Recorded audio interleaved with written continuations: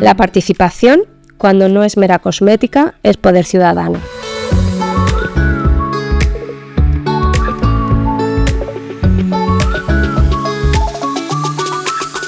Bienvenidas y bienvenidos a un nuevo episodio de Sin Derecho Estamos Apañados, el podcast del proyecto de participación de la Red Europea de Lucha contra la Pobreza y la Exclusión Social en Castilla-La Mancha. Yo soy Adelina Román, coordinadora de este proyecto, y en el episodio de hoy abordaremos un tema clave que preocupa a muchas personas, la declaración de la renta y su impacto en las rentas mínimas y ayudas económicas.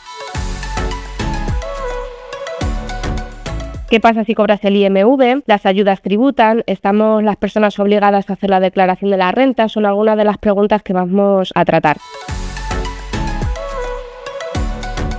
Quiero dar la bienvenida a Juan Modesto, participante del grupo de participación de APN Castilla-La Mancha, a José Fernández, CEO de Burocracia Cero, que hace unos capítulos aceptó nuestra invitación para grabar el episodio de hoy, y a Alba Unsurbe, que es quien edita los podcasts. Bienvenidos. Muy buenos días a todas y todos. Es muy reconfortante estar con las personas que estamos hoy aquí en este podcast y con José, que hay bastante amistad y conocimiento del autopark. Pues muchas gracias por la invitación. Otro día que estamos aquí grabando un podcast y nada, vamos a ver qué tal se da el tema. Para empezar, pongamos en contexto qué es el IRPF y por qué es obligatorio hacer la declaración de la renta. Pues muy buena pregunta ¿qué es el IRPF? El IRPF es el impuesto de la renta sobre las personas físicas. ¿Quién estamos obligados a hacer la renta? Para empezar, todos los perceptores del ingreso mínimo vital y luego los trabajadores por cuenta ajena que perciban más de 22.000 euros o, en su caso, tengan dos pagadores y uno de ellos supere los 15.876 y el segundo o siguientes pagadores 1.500 euros al mes. Es decir, si has trabajado en más de dos empresas, probablemente pues tengas que también hacer esa declaración de la renta. Bueno, José ha aclarado perfectamente que es el IRPF, que es un impuesto sobre la persona física y que nos compete a todas las personas que tenemos una nómina y, en este caso, como él ha aclarado, también la gente que percibe el ingreso mínimo vital siempre ha estado obligado a hacer la declaración de la renta, aunque no pague por las cuantías el IRPF, porque si no pueden llevar a quitarte el ingreso mínimo vital. Hay un tema que a mí me llama la atención y es que los márgenes por debajo de la gente que tiene que pagar el IRPF nunca se actualizan según el coste y la inflación del coste de la vida anuales. Y personas que en el año anterior no ha estado en riesgo de pobreza o exclusión, al no revisarse de acuerdo con la inflación, pueden llegar a pasar trabajadores que cobran ese mínimo a ingresar en la lista de personas pobres o en exclusión. Pues sí, bueno, esto es así. Al final no se actualizan el nivel de lo que tienes que declarar a la inflación y al coste de la vida, pero ya no solo eso, sino, bueno, en las últimas semanas hemos escuchado que por primera vez el salario mínimo interprofesional en España va a tener que declararse en la renta a partir del año que viene, que se declararía, digamos, este año. Claro, diciendo que, bueno, que ya no es un salario de subsistencia. Bueno, yo ahí tengo mis matices, pero bueno. En cuanto al tema de las prestaciones económicas, hay otra peculiaridad muy importante con el IMV. Vamos a suponer que, Juan, te conceden el IMV el día 2 de febrero y te pagan atrasos, 6.000 euros de atrasos, ¿vale? Porque, como sabéis, el ingreso mínimo vital luego te pagan desde que tú has solicitado todos esos atrasos. Bien, el margen exento del ingreso mínimo vital son 12.600 euros anuales. Quiero decir, si te pagan los atrasos más el año en curso y pasas de esos 12.600, el exceso de esos 12.600, pongamos que has ganado 13.000, esos 400 euros de masía, ¿vale? Vas a tener que declararse en la renta como un rendimiento de trabajo. ¿En qué va a repercutir esos 400 euros? En que cuando llegue ese final de año y te revisen la cuantía de tu ingreso mínimo vital, te van a decir, tienes 400 de rendimientos de trabajo. Y eso te va a contar como un ingreso indebido y aparte de ese ingreso indebido te van a bajar esa cuantía. Ahora, si vamos a las demás ayudas económicas, vamos, por ejemplo, con el bono social térmico, ¿vale? El eléctrico, como sabéis, es un descuento en factura, pero el térmico es una prestación económica que la paga la comunidad autónoma con dinero del Estado. Ese bono térmico también va a repercutir a tu ingreso mínimo vital. ¿Por qué? Porque se declara como una ganancia patrimonial derivada de ayudas públicas. Entonces, ese bono social térmico que tú has cobrado, te lo van a descontar también de tu ingreso mínimo vital al final de año, ¿vale? Y luego tenemos las ayudas de alquiler, que digamos que llegan a una población más amplia, no solo a las personas a lo mejor que están en una situación de pobreza, sino que se establece, por ejemplo, pues el bono joven para menores de 35 que no superen 3 veces el IPREN, etcétera. Las ayudas de alquiler también hay que declararlas y vas a tributar por ellas, según lo que tú también hayas ganado en ese año, pero las vas a tener que tributar y probablemente te salga a pagar una cantidad. Hay una cosa que llama la atención, y bueno, disculparé si me extiendo, pero hay que retrotraerse un poco atrás. El Estado español firmó la Carta Social Europea. En la Carta Social Europea se dice que el salario mínimo interprofesional tiene que alcanzar lo antes posible el 60% del salario medio en el Estado de cada país. ¿Qué pasa? Se ha estado durante unos años subiendo el salario mínimo interprofesional, pero aún no le falta poco, pero aún no llega al 60% de eso. Otro concepto que me gustaría aclarar. Si planteamos salario mínimo interprofesional, se supone que es el mínimo ingreso que tiene que cobrar un trabajador por vender su mano de obra. ¿Qué sucede? Que al cobrarle el IRPF lo vuelves a tirar al límite de pobreza de la Unión Europea. O sea que no has conseguido el objetivo que tenía el salario mínimo interprofesional. Bueno, vamos a hablar un poquito, yo creo que cómo pueden hacer los ciudadanos la renta de una manera sencilla, ¿no? Que creo que también es algo importante. Bueno, a ver, manera sencilla no hay, ¿vale? O sea, la renta web, que donde se hace la declaración de la renta, pues es un laberinto de números, ¿vale? O sea, no hay una manera fácil. Lo que hace falta son funcionarios que atiendan a la población para ayudarles a hacer esta declaración de la renta, sobre todo pues a perfiles más vulnerables, como pueden ser pues, personas mayores, personas con escasas capacidades digitales, etcétera. Porque al final es un impuesto que en cierta parte estás obligado a hacer. Entonces, si tú estás obligado a hacer, el Estado debería poner medios técnicos para que esa renta la pueda realizar cualquier ciudadano.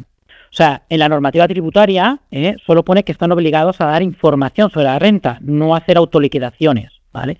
Entonces, yo como petición creo que la renta, aunque sea una autoliquidación, se debe poner las normativas que debe haber suficientes funcionarios para ayudar a hacer este asunto. No solo a dar información, sino también a realizarla.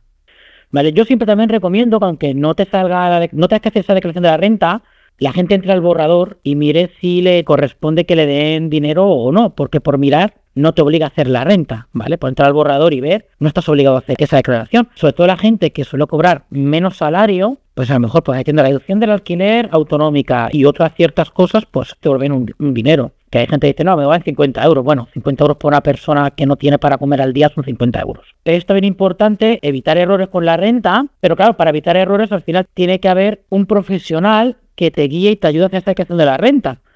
Bueno, con toda esta información que estáis diciendo Juan y José, a mí me gustaría que pudiéramos hablar o que nos pudierais comentar de qué manera las personas en situación de vulnerabilidad que tienen quizás menos conocimiento de cómo declarar sus ingresos y que tienen obligación de hacerlo, cómo podrían hacer ellos la declaración de la renta de una manera más fácil, que bueno, fácil no es, y cuáles son los consejos que vosotros dais desde vuestra experiencia para que las personas pudieran tener algún tipo de facilidad a la hora de hacer la declaración de manera correcta. Bueno, pues para hacer la renta, bueno, todos los años ponen una aplicación, ¿vale? Ponen una aplicación móvil de la agencia tributaria para poder hacer la renta a través del teléfono. Fácil no es, o sea, no hay una manera sencilla, y no te puedo decir una manera sencilla porque no existe una manera sencilla. O sea, la manera sencilla es, entras al borrador, nos deberemos fijar si está puesto por ejemplo, el ingreso mínimo vital, que saldrá como exento, pero pone la cuantía, y nos deberemos fijar si hemos cobrado la ayuda de alquiler, poner la ayuda de alquiler en la casilla donde va. O sea, hay una casilla en la pestaña de rendimiento de ganancias patrimoniales derivadas de ayudas públicas, y hay una casilla específica que pone ayudas al alquiler, y deberemos declarar ayuda al alquiler en su casilla. Y también hay otra para el bono térmico, y deberemos declararlo en su casilla. Pero no hay una forma sencilla. Es por eso, que desde APN me pidieron que diéramos un taller, ¿no? El 10 de abril, que en ese taller del 10 de abril vamos a explicar paso a paso cómo hacer la declaración de la renta, ¿vale? Sí que es verdad que la vamos a centrar más en prestaciones económicas, porque si entramos en todas las causísticas, en una hora o una hora y media, no haces un taller de la renta, ¿vale? Pero sí que vamos a centrarlo bien en los obligados. No sé, Juan, si tú quieres comentar algo. A ver, normalmente yo últimamente lo hago por medio de internet, pero anteriormente había más personal que ibas, pedías una cita, pero es que ahora es dificilísimo conseguir una cita para que un personal profesional te haga la declaración de la renta.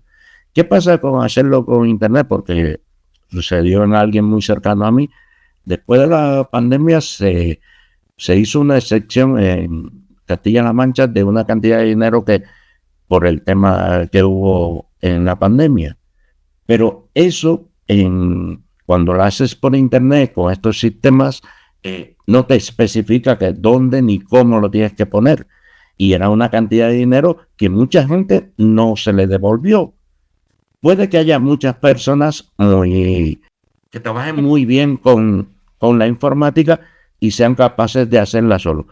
Pero la mayoría de la ciudadanía y la mayoría de los trabajadores y las trabajadoras no están cualificados para realmente hacer una declaración de la renta perfecta. Entonces, cosas a tener en cuenta de cara a la declaración de la renta. Certificados digitales, no sé si son necesarios.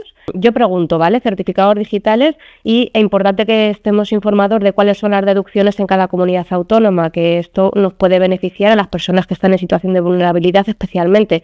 No sé si sabemos ya qué deducciones hay o si las deducciones que hay están ajustadas a la realidad económica de la situación en estos momentos en Castilla-La Mancha. No sé qué nos podéis decir de esto. Bueno, pues vamos por partes. Primero, ¿cómo accedemos al borrador de la renta o a la renta web? Hay varias fórmulas. Una es el certificado digital, como bien has dicho. Otra manera es la clave PIN. Y como última manera tenemos el acceso mediante la declaración de la renta del año anterior. En la declaración de la renta del año anterior hay una casilla que es la 505, que es la que nos van a pedir para poder obtener la referencia a un número, ¿vale?, con el que vamos a poder acceder a la renta de este año, ¿vale?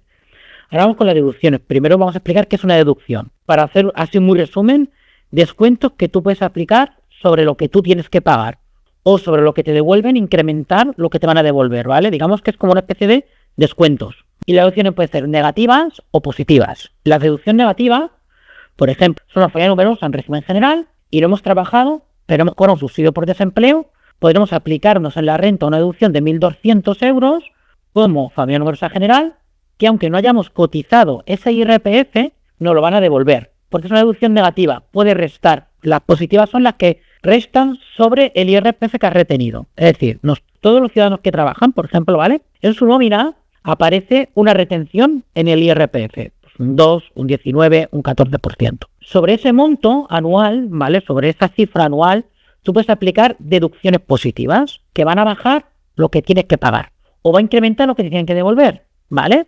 Estas deducciones hay dos tipos, autonómicas o nacionales. Las nacionales, pues las que he comentado, suelen ser así, a grosso modo, son familia numerosa, hijo con discapacidad o ascendiente con discapacidad, familia monomarental.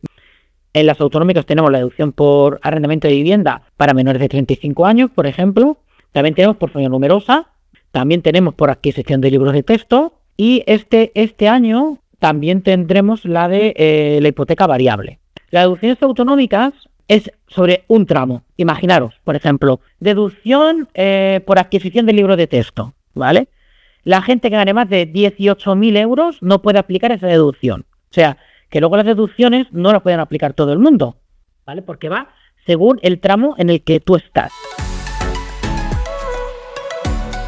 Aunque lo has clarificado bastante bien, os recuerdo a todos que el día 10 de abril vamos a tener un taller en el que José va a explicar con más detalle, de qué manera poder aplicar todas estas reducciones y otro tipo de cuestiones más. Pero a ver, José, has explicado muy claramente y se llega a entender. Pero una gran parte de personas que tienen que hacer la declaración de la renta no tienen los conocimientos ni saben hasta qué tramo es que me beneficio de una cosa o no, ni saben las cuantías, ni saben en ocasiones cuáles son los beneficios que pueden poner. Entonces, es difícil que una persona haciendo esto directamente en las páginas web de Hacienda no tienen estos conocimientos y no se lo aplica. Y luego pasa una cosa, que la misma Hacienda, que tiene los datos de absolutamente todo el mundo, de los salarios que ha cobrado, los ingresos que ha tenido, todo lo tienen sobre las personas, no se los aplica tampoco. Si tú no los pones, ellos no te lo aplican. Hay otro tema que llama la atención, ¿no?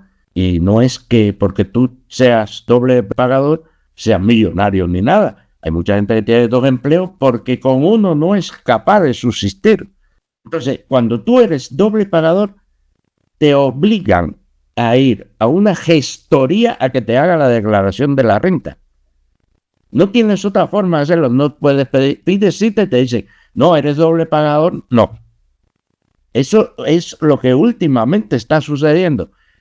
Y son cosas que no tienen ni pie de cabeza. Sí, exactamente como dices, claro, o sea, tenemos la peculiaridad en España de que hay mucha gente que tiene 2 trabajos para poder llegar a fin de mes por el alto precio de la vida, el alto precio de los alquileres, etcétera. Pues muchísimas gracias, chicos. Yo me quedo con la reflexión que yo creo que es la más acertada, la que yo por lo menos he podido extraer, que las personas realmente necesitamos un acompañamiento a la hora de declarar nuestros ingresos. Necesitamos un buen acompañamiento y si es obligatorio para todos los ciudadanos tener que declarar los ingresos, debería el Estado de ofrecer ese servicio gratuito para todas las personas, atendiendo especialmente a aquellas que están en situación de vulnerabilidad, porque son las que un error mínimo les puede suponer sorpresas inesperadas negativas que luego les repercute para llegar a un fin de mes o para tirar con su vida adelante. Muchísimas gracias a vosotras. Gracias a vosotras. Os recuerdo a todos que el próximo 10 de abril José va a hacer un taller contándonos cuáles son los detalles de la declaración de la renta y cómo poder hacerla bien, contándonos consejos útiles. Entonces espero que os sirva para todos y os invito a participar. Dejamos el enlace de inscripción a este taller en la descripción del podcast. Desde aquí os animamos a involucraros a los oyentes a las actividades de participación social y a seguir nuestras redes de APN Castilla-La Mancha para que no os podáis perder ninguna actividad. Y recordaros que también el proyecto de participación tiene una web propia en el que podéis acceder a todos los enlaces de toda la información de interés. En la descripción de este podcast también van a aparecer los enlaces de acceso a esta web y a demás actividades. Y os invitamos a escuchar al siguiente episodio. ¡Hasta pronto!